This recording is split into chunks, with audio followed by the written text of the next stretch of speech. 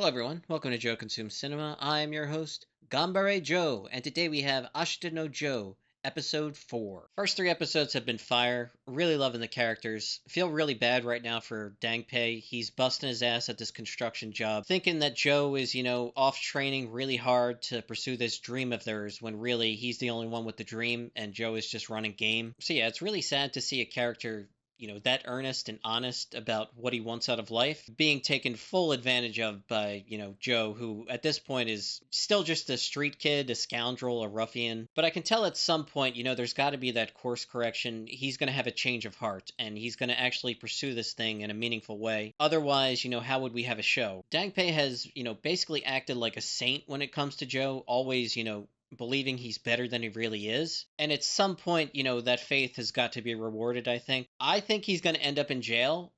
He might also get beat down by Dangpei, which honestly he really deserves at this point. That whole scam about the orphans and his dead mother who was like a philanthropist looking out for all these kids, like that's really, really low even for him. So yeah, there's at some point got to be, some impetus that's going to drive him to actually pursue the dream of boxing in a real meaningful way. We're just not there yet. But yeah, I do want to get right to this one, but before we begin, as always, remember to blank, blank, and blank. We're still very much a small channel, so every like, comment, share, subscribe that I can get really helps out. I really appreciate it. Patreon link down below. With that, let's get right to it.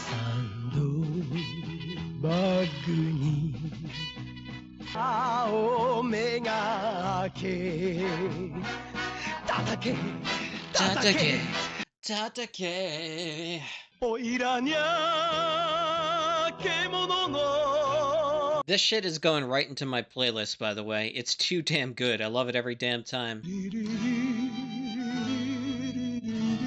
明日はきっと明日はどっちだ Shed tears for the burning fist. 安平さんよ、お前さんも幸せもんだね。そんな立派な少年と一緒に暮らしてて。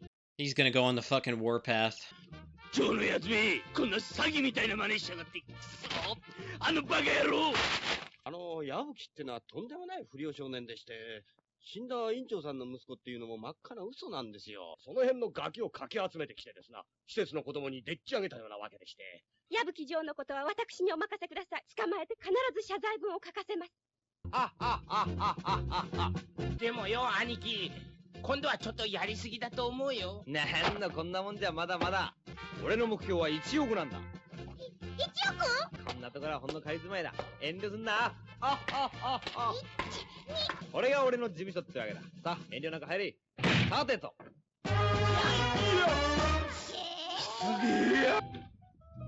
1億という金が俺にとって何気に必要であるが。あ、ドヤ街が見えんじゃねえか。うわー、きったねえなー。あの辺は最初に全部取っ払っちまう予定でおる。俺んちぶっ壊すのか？あのドヤ街のちょうど真ん中のあの辺には、どでかい遊園地を作る予定なんだ。その隣は、オールタダの病院を建てる。オールタダ？その隣が保育園だな。それからあそこのポンコツ屋どいてもらおう。5階建ての近代的マンション風アパートをぶっ建てるんだ。そしてその川沿いに工場を建てる。これが最後の仕上げだな。工場ではドヤ街の仕事にあぶれた連中に働く喜びと収入を与える。これで完全に貧乏を追放するんだ。He actually has a somewhat noble goal. He's just going about it in a really, messed up way. この夢の大計画書を名付けて Joe's Paradise. あたいはジョーを一目見た時からさ、ちゃんとやる人だと思ってたんだ。大賛成だよ。とりあえずみんなに揃いの背広を作ることにする。そう思ったらすぐ実行だ。さあ来い。ジョーのやつめ、あの野郎練習なんかろくすっぽやっちゃいなかったんだ。何のためにこんなものを作ったんだか。よくも俺をコケにしやがってあの野郎。見つけたらただじゃおかねえからな。覚悟しやがれ、ぶち殺してやる。ジョー、頼む。面倒を起こさねえでくれよ。金は俺が稼いでるじゃねえか。この大バカ野郎。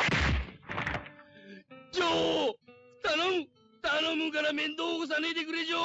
ほほ、こりゃちょうどよかったぜ。やい親父、白木財閥のお嬢さんの紹介なら文句あるまい。いや、それはもう。Yeah. てな。早まりなさい。お嘘つき。謝れば今度だけは忘れてあげます。謝りなさい。やっかましい何が謝れだい。俺のペテにまんまと引っかかった大バカ野郎が、尾行面すんねえ。謝れだとそう気に入らねえな。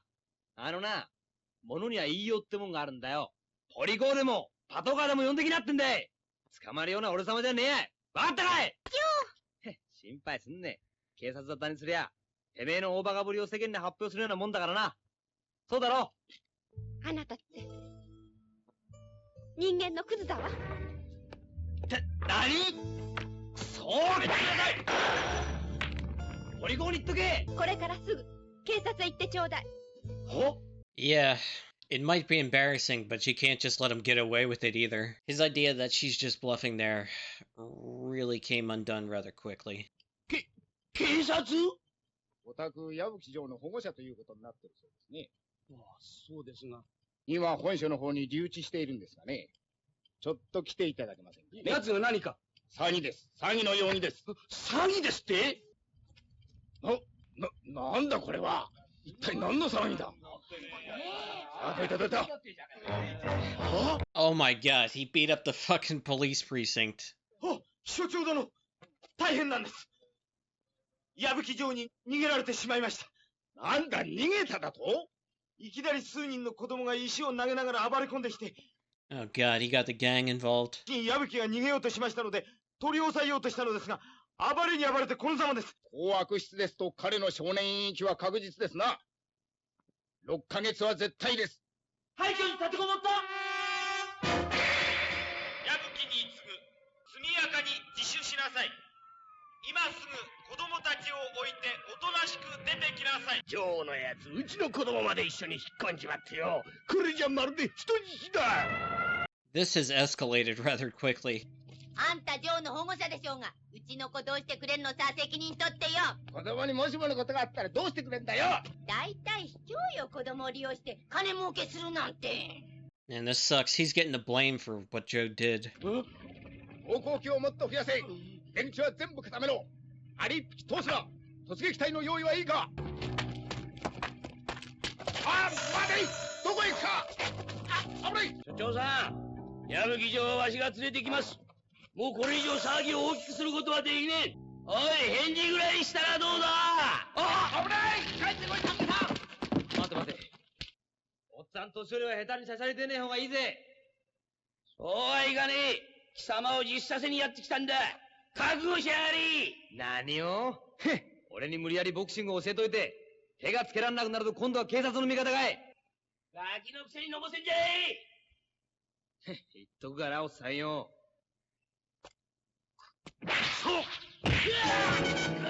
Jesus.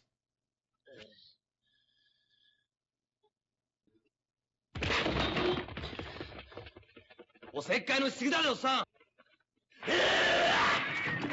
Oh my god. おめってやつは。なんでその構えや。どうしようってんだい。こうだ。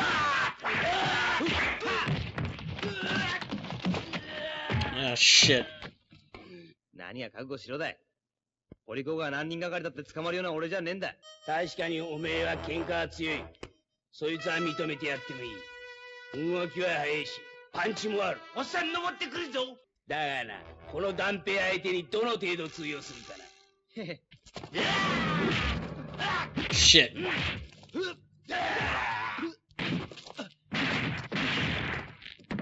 Joe is arrogant, and he's not very well trained. He's relying on his natural talent.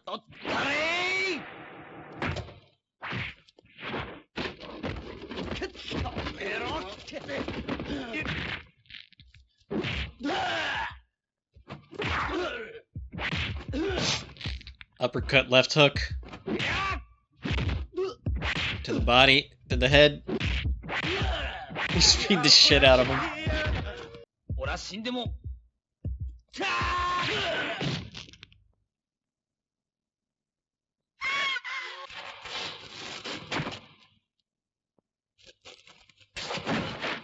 Damn. 刑務所ってさ、寒いんだろうね。余計なこと心配せんでもええ。おっちゃんだって心配なくせに。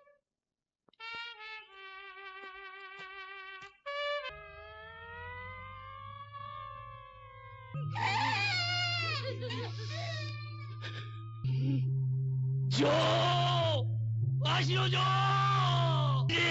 コントロール返せジョー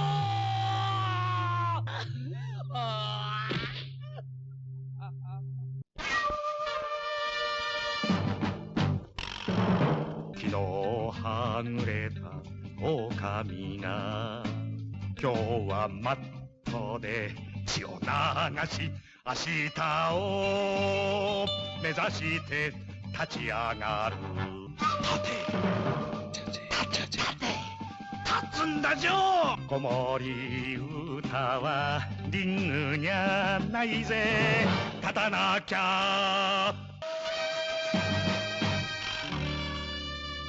Okay, I took some time just to gather my thoughts. Episode 4, another really good one in the books. This one is fucking crazy in my opinion. So of course the news of, his little scam involving, the fake orphans and all of that nonsense. Initially very successful. You see that he raised a lot of money, over 1 million yen. A lot of small donations and also some big corporations donated after they read the newspaper article. You see that Joe's plan is actually somewhat admirable given, the situation. He's a very poor person living in the slum with all these other poor people, ingratiates himself with these kids who are also, just living in abject poverty like he is. He's a drifter, he doesn't have anything, and he wants to raise 100 million yen for the purpose of, basically rebuilding their entire little village. He's talking about, adding a hospital, demolishing everything and building a 5-story apartment complex, very modern, improving people's standard of living, making it so that the hospital doesn't charge anything, it's just free. So he has a somewhat admirable goal, like he wants to give back, but at the same time, he's just going about it in the worst way possible, guaranteeing that,